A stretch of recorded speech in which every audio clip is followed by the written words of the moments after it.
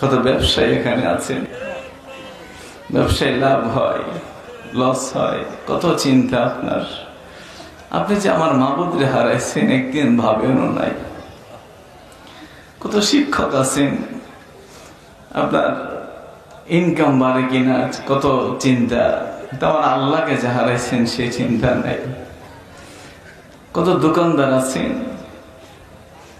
কত ধরনের মানুষ আছেন, বিভিন্ন পেশাজীবী মানুষ, সারাদিন কত ব্যস্ততা।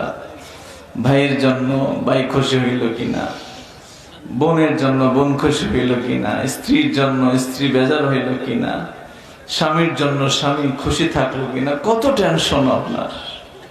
এরকম একটা দিনও টেনশন আপনার কাছে নাই, এরে আমি আমার আল্লাহরে হারাই ফেলছি।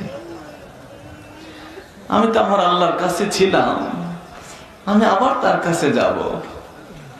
আমি যে মাঝখানের সময়টা তো আমার সাথে কি তিনি আছেন? আমি কি দেখি তারে? আমি কথা বলতে পারি তার সাথে? পারি না তো। তিনি আমারে দেখেন, আমি তো দেখি না তারে। কিন্তু নবীজি বলছেন, তুমি এমন ভাবে নামাজ পড়ো কান্নাকা তারাহু, তুমি যেন তারে দেখতেছো। আমার নবীজি বলে, বুখারী শরীফের হাদিস, যে তুমি এমন ভাবে নামাজ পড়বা, ইবাদত করবা যেন তুমি আমার আল্লাহরে দেখতেছো। তো আমি আল্লাহ